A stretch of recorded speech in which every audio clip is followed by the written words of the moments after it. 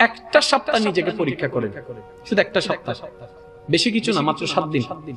এই 7টা দিন আপনি একটা ক্যালেন্ডারের মধ্যে কিংবা আপনার নোটপ্যাডের মধ্যে আপনি নোট করবেন, এই তারিখ থেকে এই তারিখ, এই বার থেকে এই বার আমি এই এই এই এই এই এই এই কাজ করব না, শুধু এক সপ্তাহ। যতই কষ্ট হোক এই এই এই এই এই এই কাজগুলো আমি করব না, কিছু হ্যাঁ কিছু। একটা সপ্তাহ নিজেকে অবজার্ভ করেন, দেখবেন আপনার ভিতরে এমন একটি প্রশান্তির অনুভব হবে যা ইতিপূর্বে আপনি কখনো অনুভব করতে পারেন না। কেন জানেন? যখন বান্দা রবের সন্তুষ্টির জন্য কাজ করে, রব ওই বান্দার প্রতিটা সেকেন্ডে রহমত আর একটু বাড়াই দিতে থাকে। এই এক সপ্তাহের জন্য নিজেকে পরীক্ষা কে কে করতে পারবে?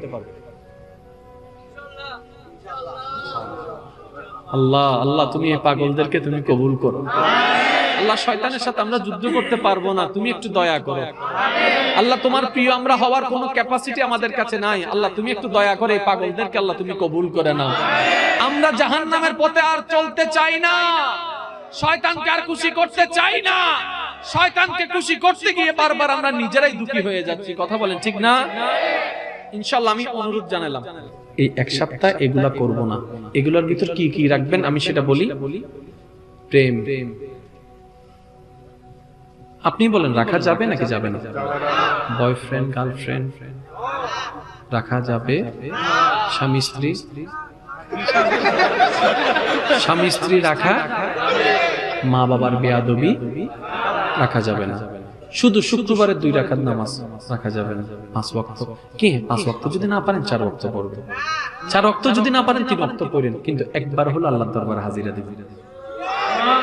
অনেক ভাইয়ের এখানে আছেন, দেখেন আমি বলছি মিলে কিনা, মাঝে মধ্যে মনে হয় সবকিছু ছেড়ে কালকে থেকে আমি ভালো হয়ে যাবো, নামাজ পড়বো। যদিও দুঃখের বিষয় কালকেটা আর আসে না। কখনো ভেবে দেখেছেন এটা কেন হয়? মনে রাখবেন, মাইকের আবার যদ্দূর যাচ্ছে, অনেক মা বোনেরা মনে করে ফজরের নামাজটা পারি, জোহর পরে লাভ কি, আসর পরে লাভ কি।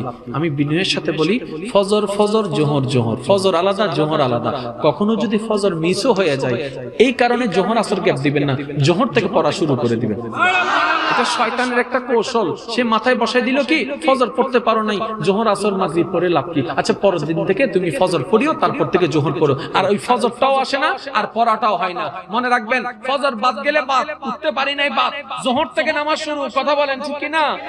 আসর থেকে নামাজ শুরু। কথা বলেন ঠিক কিনা? তখন শয়তান ভাববে কি আমি তো তাকে একটা কৌশল দিয়েছি। আপনি বলবেন আমি বোকা ছিলাম তাই তোর ফাঁদে পা দিয়েছি, আমি তো আজকে থেকে মওলার আশিক হওয়ার জন্য চেষ্টা করব।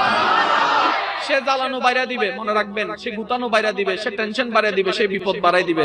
আপনি বলবেন দিলে দেয়গা, এক সপ্তাহ লইতেন নয়। নবী সাল্লাল্লাহু আলাইহি ওয়াসাল্লাম একটা হাদিস বলেছেন, ভয়ঙ্কর হাদিস।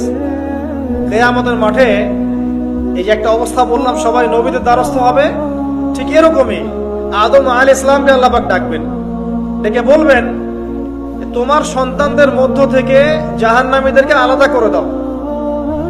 আদম আলাইহিস সালাম বলবেন যে ইয়া আল্লাহ, কতজনকে আলাদা করে দিব? আল্লাহ পাক বলবেন প্রত্যেক 1000-এ 999 জনকে জাহান্নামের জন্য আলাদা করো। চিন্তা করতে পারলেন? প্রত্যেক 1000-এ 999 জনকে জাহান্নামের জন্য আলাদা করা হবে। হাদিসটা শোনার সাথে সাথেই সাহাবায়ে কেরাম রাদিয়াল্লাহু আনহু চোখ দিয়ে পানি ঝরঝর করে পড়তো। তখন নবী সাল্লাল্লাহু আলাইহি ওয়াসাল্লাম তাদেরকে বললেন যে তোমরা দুশ্চিন্তাগ্রস্ত হও না, কারণ জান্নাতে যারা যাবে তাদের মধ্যে আমার উম্মতের সংখ্যাই বেশি হবে। তবে সেই কাজ তো কিছু করতে হবে নাকি? সেই কাজের মধ্যে প্রথম যেটা আপনাদেরকে বলছিলাম, 5 ওয়াক্ত নামাজ আল্লাহর ওয়াস্তে জামাতের সাথে আদায় করুন। পারবেন না ভাই? আল্লাহ পাক তৌফিক দান করুন। যত পাপী হয়ে যাক আবার উঠে দাঁড়ান। রাত্রে পর্ন দেখেছেন, তওবা করেন, উঠে দাঁড়ান। আপনার গার্লফ্রেন্ডের সাথে জিনা করেছেন, তওবা করে ফিরে আসেন। মাদক সেবন করেছেন, ইনস্ট্যান্ট তওবা করে ফিরে আসেন। কারো ক্ষতি করেছেন, তওবা করে ফিরে আসেন।